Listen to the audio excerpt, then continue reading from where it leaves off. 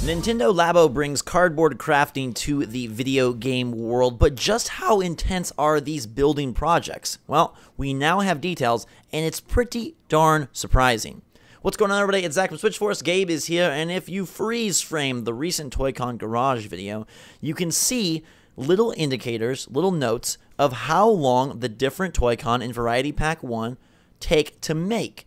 And to me, the numbers are quite staggering and pretty surprising. I figured these would be out of the box, easy to construct, and you'd get right into the gameplay, but it actually looks more along the lines of a complicated Lego project on top of being able to play these as an electronic game, because the RC car game, only about 10 minutes. But it quickly jumps from there. Both the fishing rod and the motorbike, they say will take anywhere from an hour and a half to 2.5 hours. The house will take 2 hours to 3 hours, and that piano with all of the beat making and sound tapping, 2.5 to 3.5 hours. Wow. Crazy amounts of time that must be dedicated to Labo. You know, part of me does wonder if these are just like really weird estimates that Nintendo makes. Like, okay, is it going to take a 10-year-old this long to do it, or is it going to take adults this long to do it, or does it not matter? Like, yeah, that's where my mind goes. Like, I've never seen these Labo things in person, but I think we could build these things quicker than this allotted time, right? We need to definitely do a speed build once we get Labo and see how fast we can get these things up, and hopefully faster than this. I mean, on one hand, does it add value that there's actually a, quote, crafting project on top of the gameplay, or does this bring about some concern and some worry and frustration? Like, gosh, I'm going to have to sit there for 3 hours building this darn piano. No, I think a lot of the value in Labo comes from, like, building these with your child or by yourself. I don't want to keep saying that, but this part of the value is here because some of the games are so limited that you're going to have to make up your own fun along the way, whether it be decorating or just, like, putting these things together. And here's the other thing, right?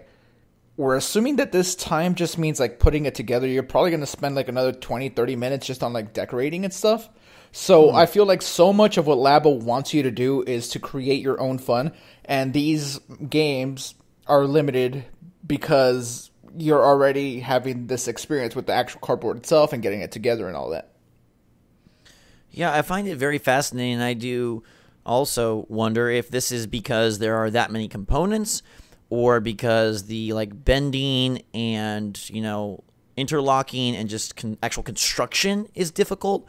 From what we've seen in the trailers, it doesn't seem like there's, like, so many, like, mini pieces. It's bigger pieces of cardboard and then a lot of those different bands and strings and such. So maybe orienting all of those takes a while. I just found this quite shocking. I expected them all to be around the RC car, 10 to 20, maybe even 30 minutes. But when you're saying, like, hey, I want to play the fishing rod game, and out of the box it's going to take an hour and a half to 2.5 hours, again, these could be very aggressive estimates.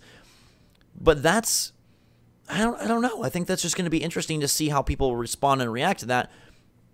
It does add value, definitely. And to me, it says that Nintendo very much views this as more of a Lego-alike than a game, and maybe that's where Toy-Con Garage really also adds so much replayability. It's not so much, the different things that it can do on the Switch, even though, yes, there was quite a lot of granularity and complexity unveiled in this trailer, but it's more about building unique creations and then doing simple tasks with them.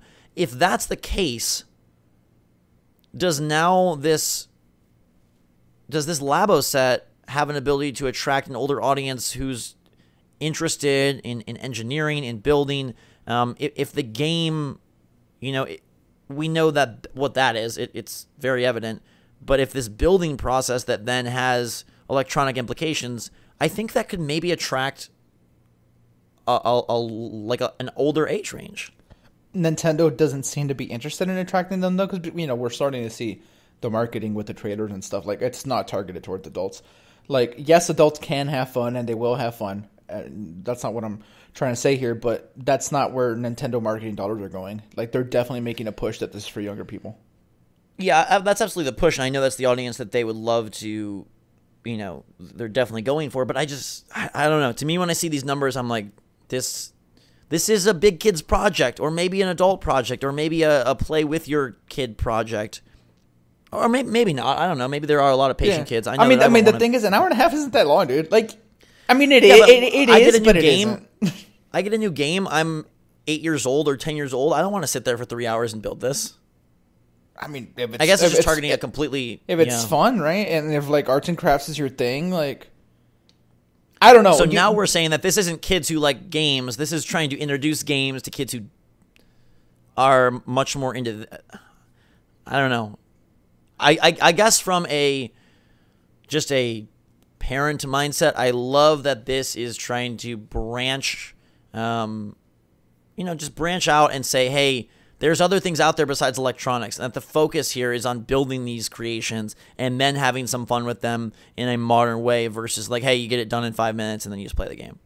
So kudos to Nintendo for going out on a limb and trying to do something drastically different. Let us know in the comments down below how you feel about these time to build numbers that are all the way up to 210 minutes.